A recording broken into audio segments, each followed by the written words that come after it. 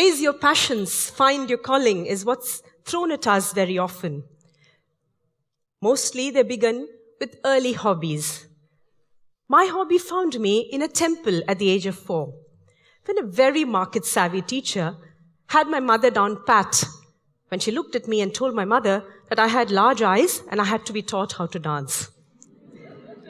This very early engagement in dance saw me win prizes, medals, and even a scholarship to study at the world-renowned Kalakshetra in Chennai. But there was a problem. Sending an 11-year-old to boarding?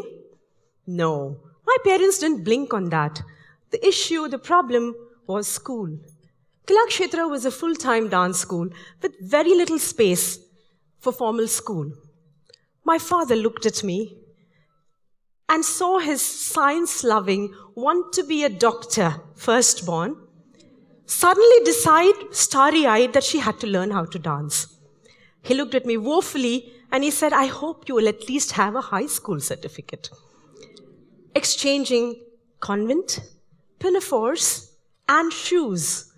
For dance dress, Gayatri Mantra, I joined Kalakshetra, where my ego rescued me. Not wanting to be a school dropout, I chose to do my high school exams privately and studied for 6 long years at Kalakshetra, the sylvan surroundings, immersed myself in dance in its entirety, Bharatanatyam, classical Indian dance form.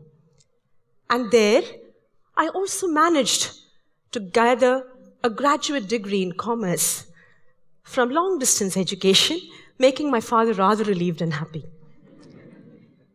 Soon, this early engagement with dance, this immersive training that I have had, was making me very enthusiastic and happy. I realized that dance was feeding my spirit. And I was toying with the idea of wondering if dance could feed my body. At the age of 17, I was making the choice of making dance as my career. I imagined living, breathing, speaking, waking dance. Dreams are rose-tinted, aren't they? Reality has other colors. The colors of costumes, of jewelry, of musicians, of tech support, of travel, of publicity. The expenditure was way ahead of the income that I could ever command as a young and up-and-coming dancer. Being searingly independent and not wanting to dip into my parents' little nest egg to fund my passion, I decided to go on to earn university and research degrees. On the university campus of Osmania, I found some direction and chased my friends who were taking the All India Union Public Service Commission exams. And promptly shocked and angered my mother. She saw all the sacrifices over the years that she'd made to send me to Kalakshetra go up in a whiff of smoke. She saw this whole thing evaporating at the dull embers of a desk job.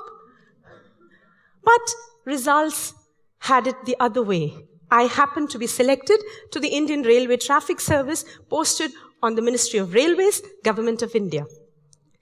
I became the first lady officer of South Central Railway in Secunderabad, and I burst through this very mustachioed, muscular, macho male bastion. They actually said sir to me for a whole month.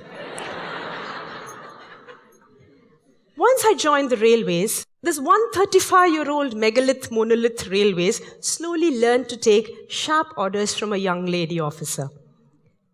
I then started engaging with mainline train operations, people management, track inspection, accidents, hierarchy, split-second decision. Oh my, bureaucracy had me in its magnetic thrall.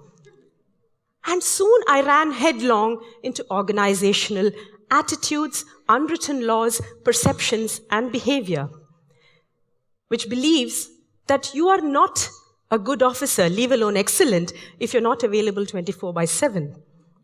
I had friends and colleagues tell me, now enough is enough with your dance. You've got yourself a good job. Why do you need to continue how to dance? And they all ran smack back into me, determined me, who decided that I was not going to give up either my dance or my job. I'd resolved that I will do both together. I navigated office hours with rehearsal timings. I negotiated leaves, permission, travel, and movement out of my office to pursue what I found was animating me. That, my dear friends, was 27 years ago.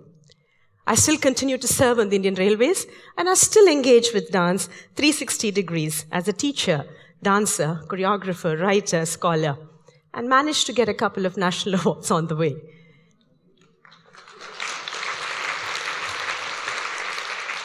What I learned from bureaucracy, from the systems of bureaucracy, from management, from training, from the organization, I brought back to my absolutely chaotic dancer world. And from this world, I took back with me sense of egalitarianism, sense of harmony, the aesthetics to my railway desk. What I had done in retrospect was I had relieved my passion from the burden of livelihood and therefore released it from compromise. I released it from the overwhelming weight of career equals bank balance equals success equals life calling cycle. I made the choice of not tarring my passion dance with the paint or with the brush of a singular life calling. Dennis Waits famously once said that chase your passion, not your pension. I beg to differ, my friends. I say, ensure your pension, but don't you dare give up on your passion.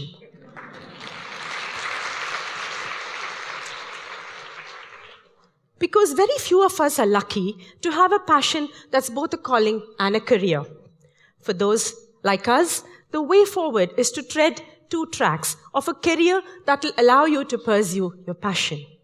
Just as a career feeds your body, a passion feeds your soul.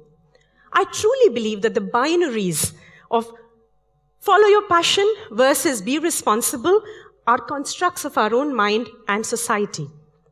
Could life, career, passion really be an either-or option? The trick is balance, like a good dancer. It's the balance between what you want to do with what you need to do, so that you can continue doing what you want to do. I personally feel that in this process of life, we are abdicating this connect with our inner self, which is our passions, which is our strength. In this journey, we are forgetting that the passions that we have make us unique, completely unique. Because when we find a career, when we go and land ourselves as wonderful career and job, the first thing that we sacrifice at the altar of that job is our passions, is our gift, our talents.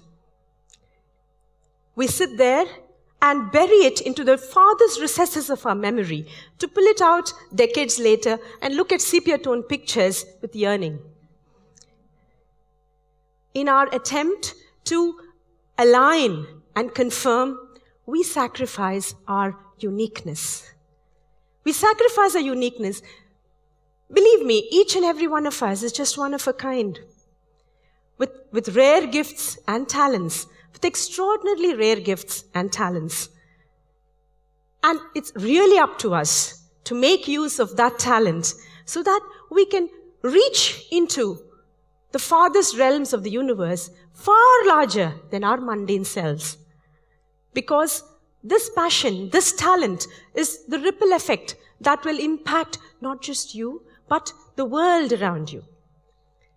Because when you have to navigate this space, what you really are doing is, like a good relationship, marrying your outer world with your inner world, with your inner landscape. It is for us to find those bridges between what feeds our families and what feeds us, our spirits. As we nurture and nourish our inner canvas, That canvas provides traction to the outer world, and the outer world in turn oils the engines of our inner life, of our passions, which can then take off on the springboard of our lives to become wonderful. I think the passions that we have are something that will save us during times of crises. Passions are the ignition key to your lives. They are talent equals passion, equals energy, equals excellence, equals life. They're literally the ignition key of your life. And you owe it to yourself not to give up on your passion. Because a passion pulverizes obstacles. A passion makes you fearless in spite of you being afraid. A passion gives you the pathway to come back from setbacks, as it did with me. During my tryst with cancer, my life's greatest challenge, it was my passion, my dance, which I had nurtured over the years, that held me by my hand and helped me completely take my mind away from the clutter and clamor and noise and melodrama of cancer so that I could focus on my dance and actualize what I had committed to in intent of riding out cancer and making it just one page in my life.